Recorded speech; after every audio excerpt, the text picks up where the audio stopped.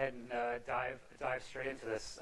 I know you guys have a lot of other options for talks or workshops or villages to be in. So thanks for coming to this talk.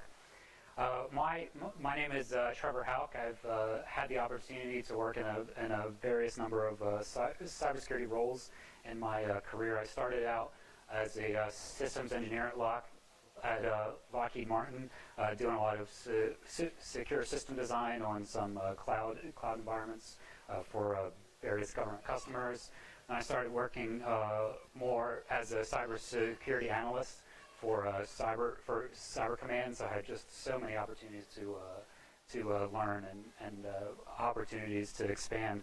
And then I did that for a couple years, and then I gravitated more towards a penetration testing role. I was able to do that in both the IT and corporate environments, and then more of the industrial OT environments, which we'll dive into here a little bit more.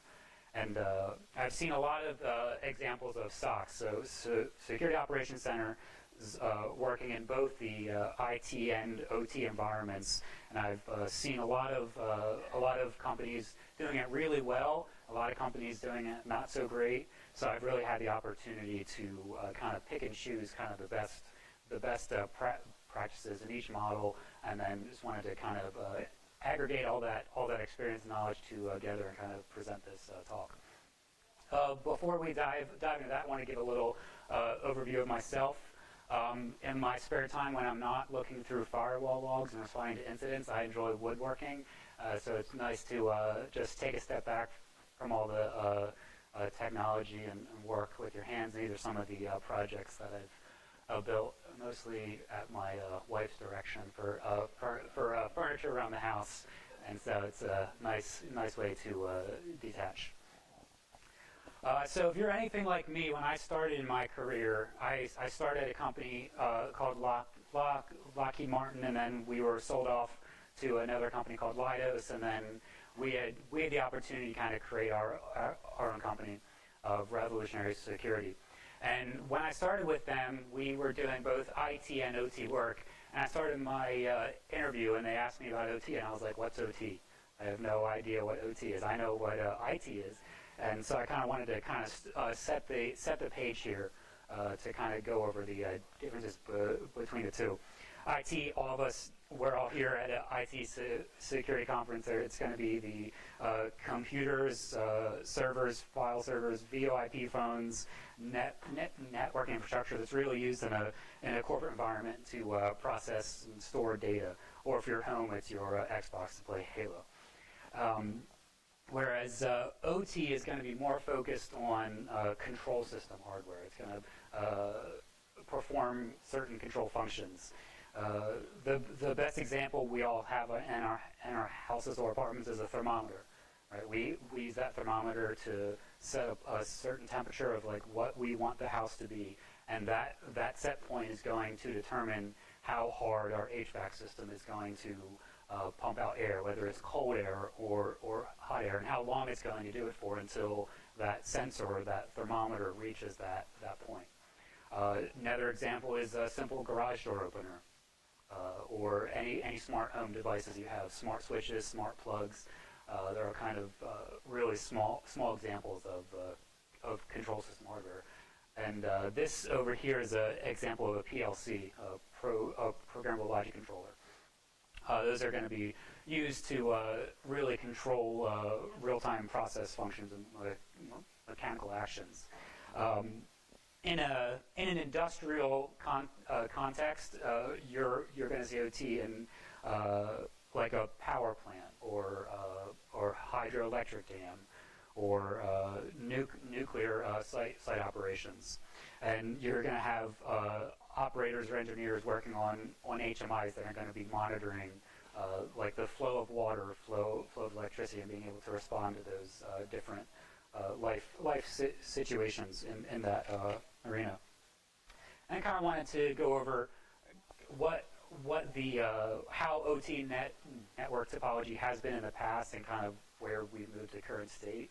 I would say probably a decade ago or past, they've been traditionally air-gapped, or should have been air-gapped.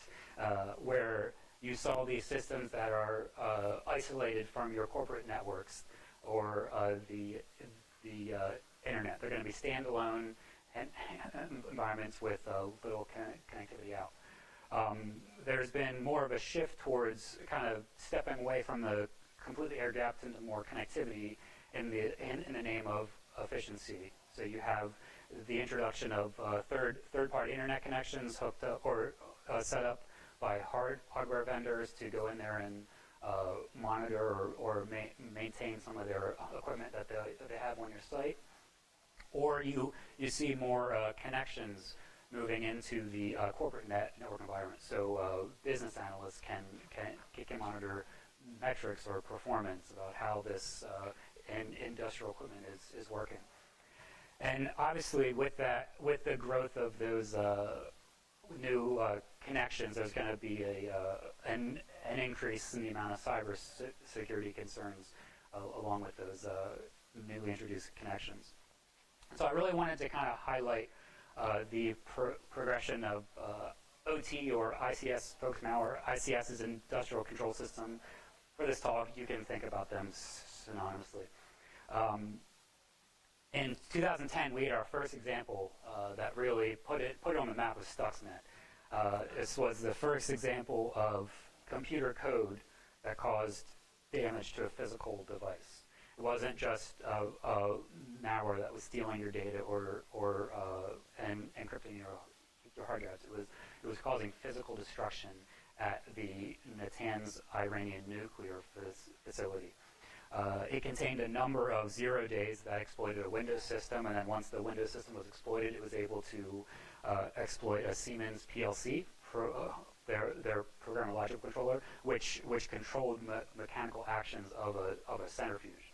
And what the malware was doing was that it was spinning that centrifuge at really unsafe intervals, but it was telling the system operators on the HMIs that were monitoring it that everything was okay. When in reality, it actually halted the nuclear operations at the Natanz Iranian facility. So it was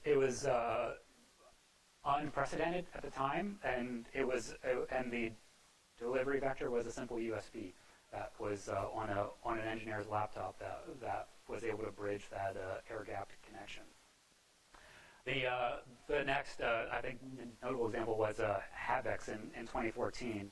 This leveraged an industrial protocol called OPC. It was the Open Platform Controller, which is basically used to scan a network and identify any industrial devices. And in this case, it was specifically looking for hardware related to Rockwell Automation or Siemens hardware. Those are two major players in the OT industry, and so it was really trying to enumerate that.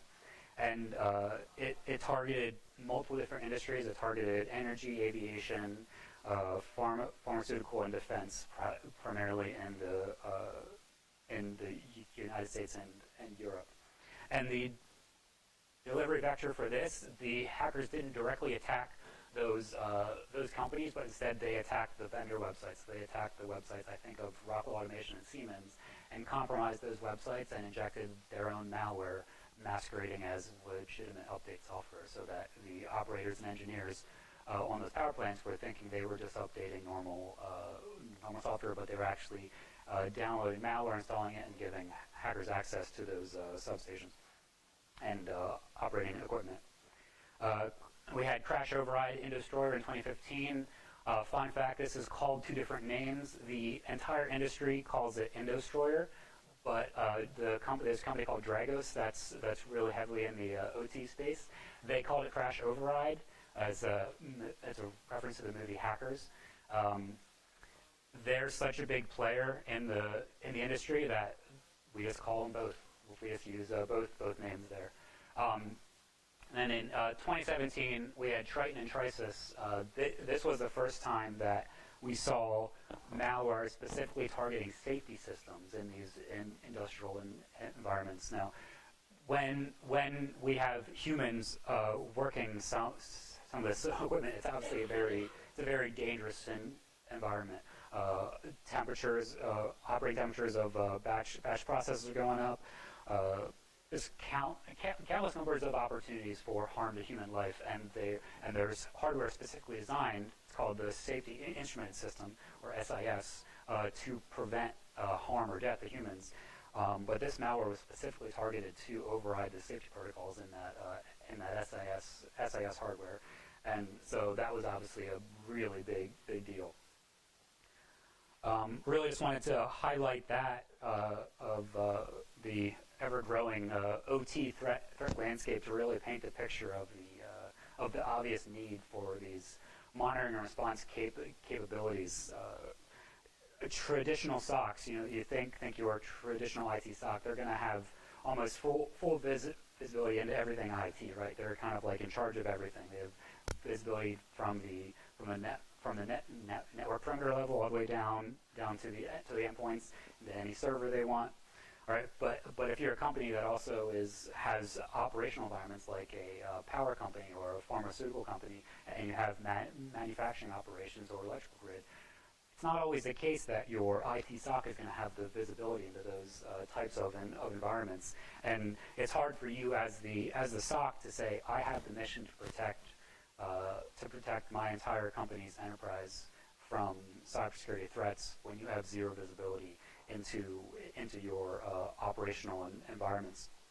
There's just too much of a possibility of actors hiding in those environments, and oftentimes if you're a company, like if you're a pharmaceutical company, you're the main business driver for you is the manufacturing of medicine, and so that's going to be an obvious target for hackers if they want to disrupt your business operation. So those are going to be where your crown jewels are. Another way to combat this threat landscape is collaboration between IT and OT teams, and I don't say that lightly. I know that it's much easier said than done, especially when you start to consider. You might think that both of these teams might have competing priorities, but I'm going to get into this later on in the talk and kind of approaches I found work to kind of bridge that gap. But I think it's important to realize that this is no longer should we do this, should we collaborate between IT and OT teams, but it's more of a let's find the best way to do this moving forward. And then third, I found that a lot of companies try to apply traditional security monitoring approaches to this, and it's had some successes and some shortcomings, but I think in general that the traditional approaches include isolated efforts that aren't really holistic. So I want to kind of dive in to really illustrate what I've seen different companies take to overcome this. And if I could summarize all what I've seen into different categories, I put it in 3 different buckets, into either an integrated, a dedicated, or a hybrid approach. And each approach is going to have their pros and cons. But I'll just dive into this. This integrated approach, this is my favorite approach. This is where you have your physically combined IT and OT SOC space. You're going to have your IT SOC analyst sitting with your OT SOC analyst side by side. Physical space, shared physical space. You have your dashboards, the screens on the wall that you use to impress all the executives in the company, but you don't actually use in a security incident. You're always working on your desktops. You have your shared dashboards that are going to be displaying information and data from both your IT and OT reporting technologies.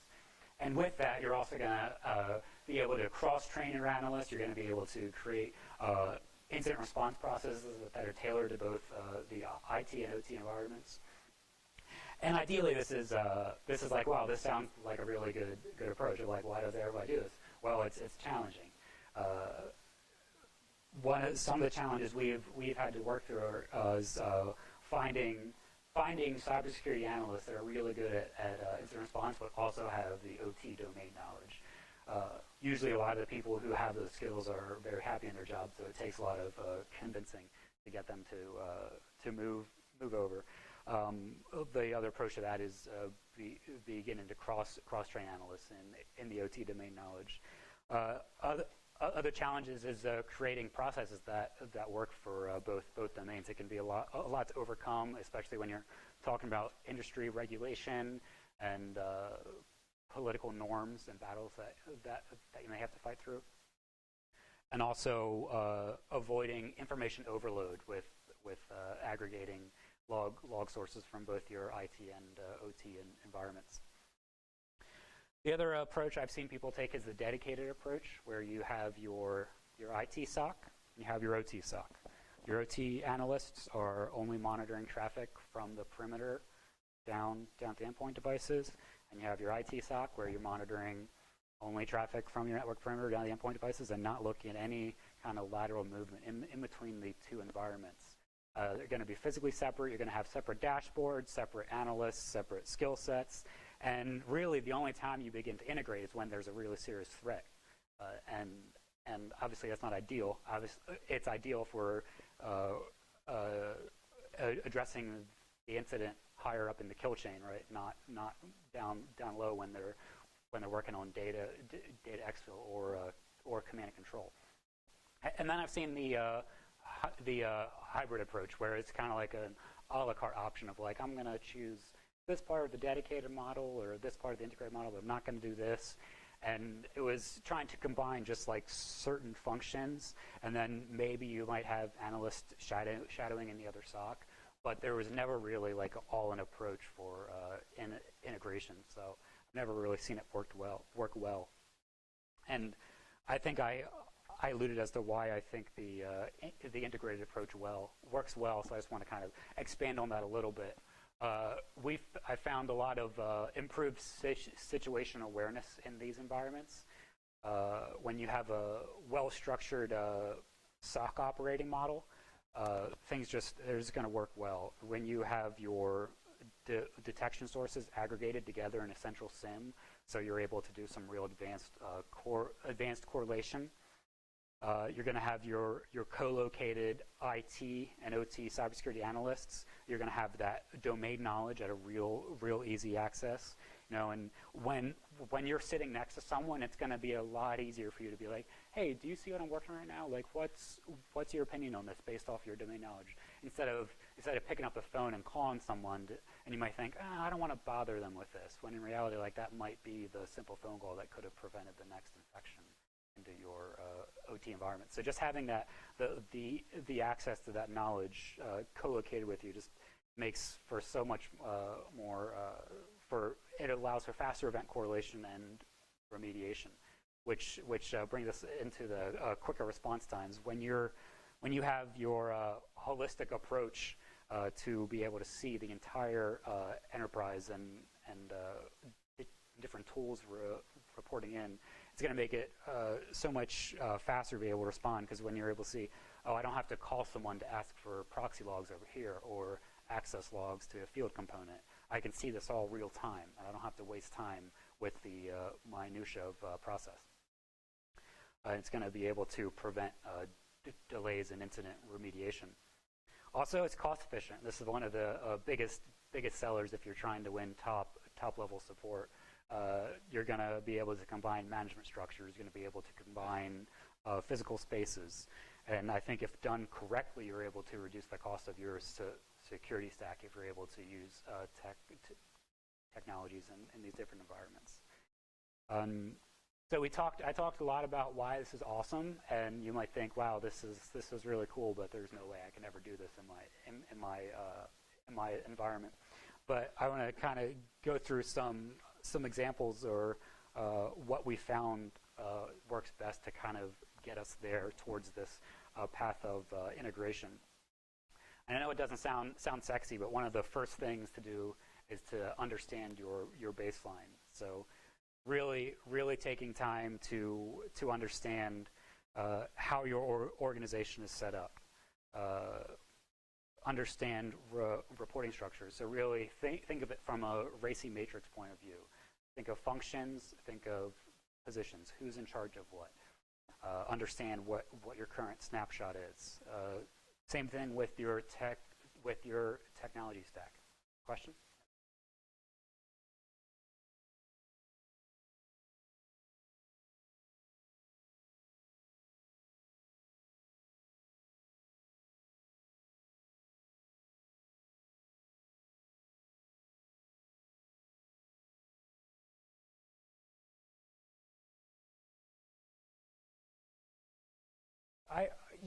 There are absolutely challenges to go through, especially when you're talking about traditional IT analysts aren't going to be as familiar with a packet capture of, let's say, Zigbee traffic or Modbus traffic or knowing how to read a syslog file. And I think that's kind of where we have the cross training come into place, and being able to understand the norms or baselines of each environment. But we'll dive into that deeper too later on. And so really, when you begin to understand your snapshot for your current snapshot of your organization, your limitations in your technology and your security stack, you're going to be put in a much better position to understand the gaps that you have and be able to. It's kind of like you don't know what to fix until you know what's broken sort of approach, to help you better understand your capabilities and your process and technology gaps. Second is your vision. Now, I say the integration approach is the industry best standard approach. There, you might have some real tough battles to fight at the corporate level, at the top level. Find what works best. I would lobby to say, have a vision of integration and work towards that, and see. I like to follow the approach of wow it before you how it. Say, wow, that's a really good idea. Let's see how we can make that work. Instead of hearing an idea, be like, I don't know how to do that, so that's going to be impossible. I'm not gonna even try.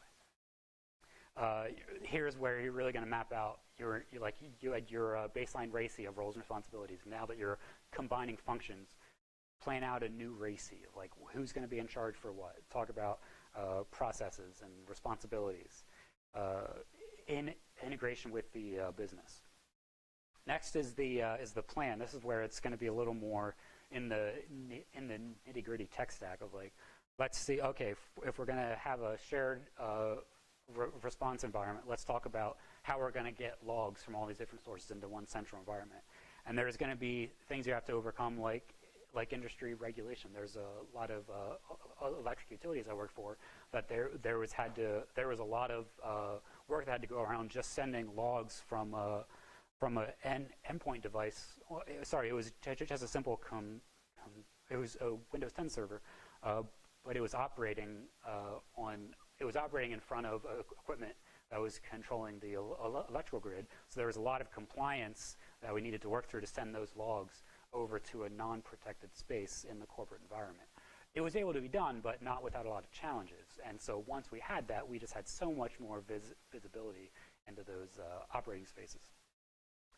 I identify log sources. You're going to have your application and operating system logs from a lot of the IT infrastructure that's going to be in the OT environments. Network infrastructure, your HMIs, your operator workstations, time servers, process data, and telemetry from satellites or field devices that are time reported, using all that to aggregate events in your corporate SOC. It's going to be very awesome when you start to when you're able to write rules in any kind of central SIM that you have to aggregate and correlate all this data. And here too, in this plan approach, I found that it's easy to look at the let's go find a tool to give us the latest and greatest detections, or let's pay for this really cool threat intel feed. But one of the things I really like to kind of hit home when at this stage is like, instead of trying to run, let's just learn how to walk in this new kind of environment. So I like to take a back to the basics approach, And I know the kids on Reddit these days are saying "Okay, boomer" when talking about stuff that's been done in the past, old methods. But that's okay. You can call me. You can say "Okay, boomer" to me. But I found that following these steps have never led me astray, and has really set a lot of people up for success. Asset management. I know it doesn't sound sexy. It sounds boring. But when you're able to do this correctly, you're going to be set yourself up for so much more success when you're ingesting things like that sexy threat intel feed. When you're able to group systems into logical divisions, so you know that, like, okay, in this bucket or whatever, I'm having all my Windows 10 servers in this subnet. I know they're at this patching level. Okay, you might look over here in your OT environments and saying, this is I have all this Siemens Step 7 hardware running on this firmware version. Okay, so that when I get a tip from my threat intel feed and they say, oh, this firmware is out of date, this firmware is vulnerable, I don't have to go through and worry about scanning my entire system to try to find this firmware. I already know, and I can remediate that very quickly. The next basically I like to follow is vulnerability scanning. If you have really good asset management, I wouldn't do any vulnerability scanning in your OT environment before you have asset management really knocked down. Yeah, go ahead.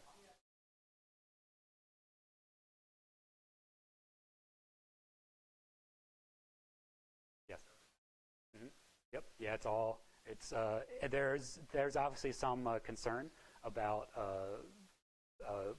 more around industry compliance, and there's one utility I work for that you have to have a government clearance to be able to have access to some of that equipment. So there's a lot of sensitivity around there, and I think that company's approach was to get everyone in the SOC cleared, so that it basically turned into a skiff. So you had to have access to get into the SOC, but everyone who was able to step foot in the SOC was cleared by the DOE.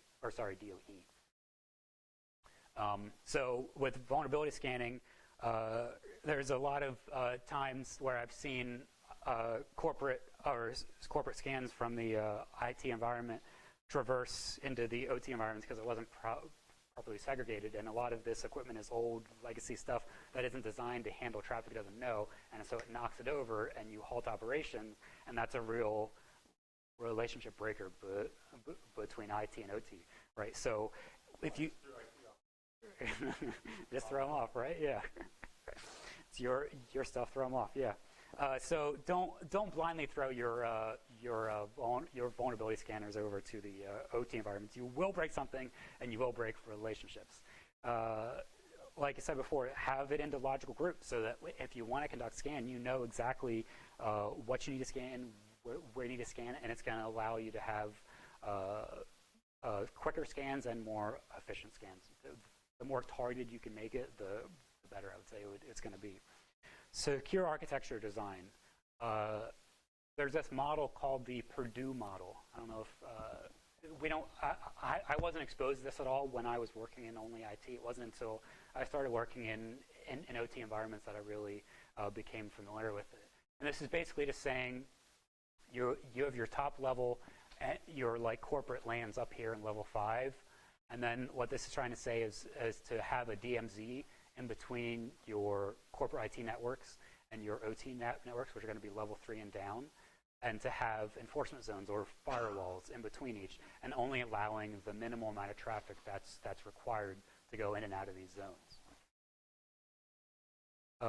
Restrict firewalls only necessary traffic. Ensure that logs are being sent securely. If the device doesn't support encrypted transmission, set up a tunnel. Do something.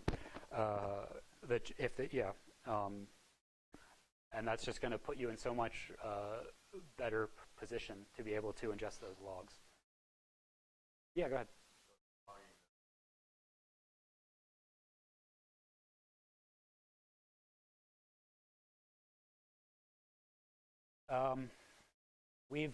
I wouldn't say there's a simple answer to that. It's always based on the hardware. Yeah, yeah, I don't think there is one. I've never been able to give a simple answer to that, and I've never had a one-to-one application of this working in every. It's always going to be slightly modified too. And then mitigation plans. You can't avoid having legacy equipment in your OT environments.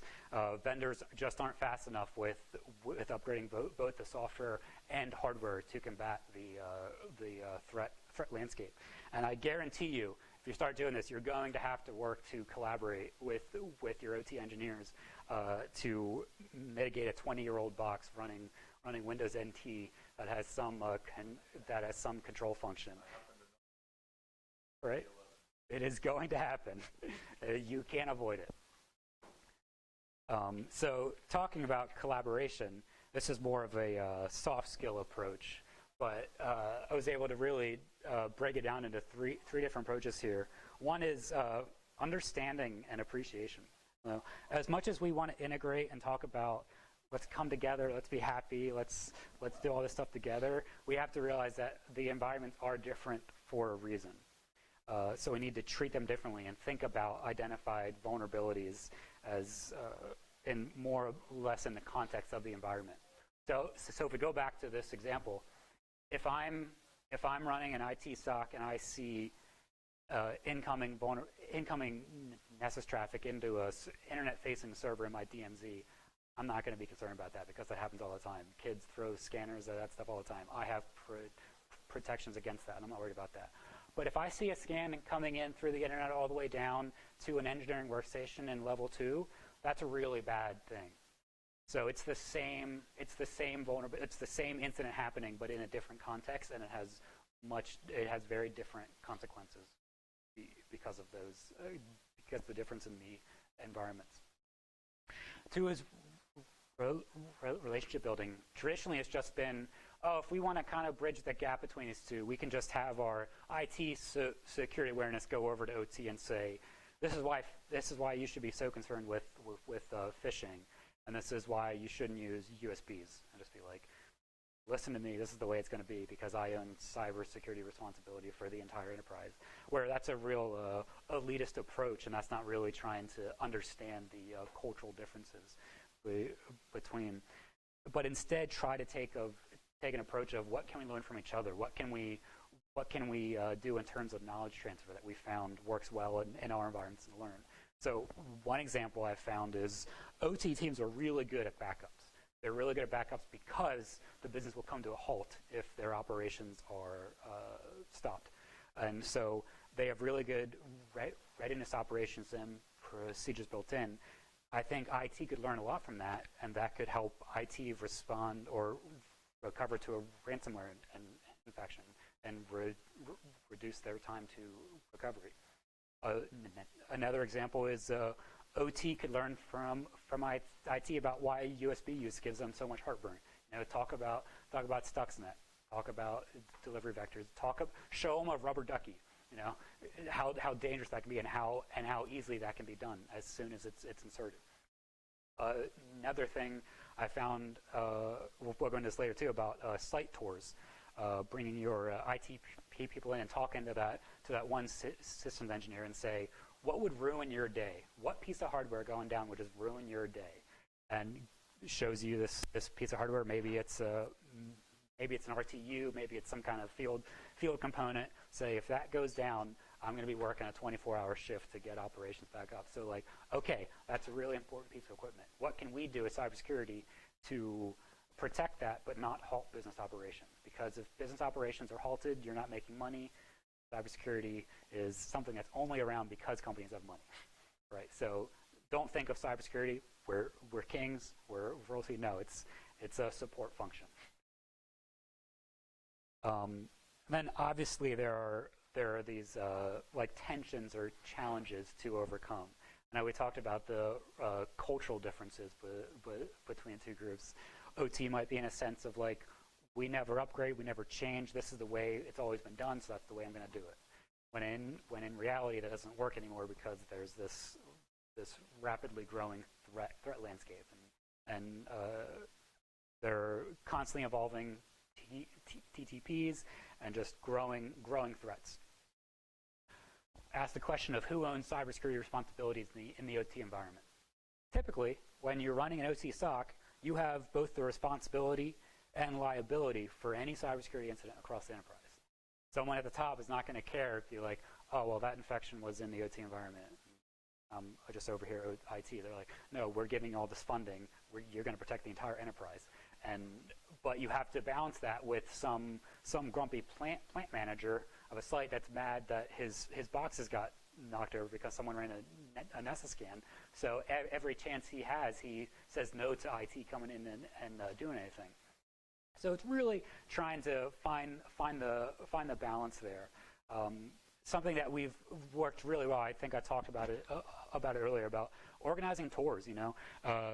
Organize a tour for your IT analyst to come over to an operational site and get briefed by the engineers and the administrators are there of like, what's your daily operations? What's your mission? What struggles do you deal with on a daily basis? And the opposite. I'm working as a consultant right now in an IT SOC, and they're constantly giving tours to upper level management, executives, and any other employees in the company who want to just get an overview of the operations and understand how they're doing their mission, what they're doing, why they're doing it, and just when you just get briefed like that and understand, you become a little more understanding of why things are done in a certain way, and it just really starts to open up communication when you just start to just talk about it. Talk about the concerns. I know as IT folks, we don't really like to talk about a lot of these things, but it really starts to pay dividends in that operation. So I just wanted to kind of go over again like the benefits of this. You have your improved situation awareness. You're going to have much more capabilities to respond to the adapting threats. You're going to lower response times, and if done correctly, can really start to drive down costs. So I just want to say thank you guys. This is my I always used a GIF of Keyboard Cat in all my college PowerPoints. So thank you. And I promise these QR codes are not links to malware, but it's my Twitter handle and email. This has been my first talk at a conference, so I want to thank you guys for suffering through it with me. Yes, and I'd love to take any questions. I know I ran a little short, but any questions?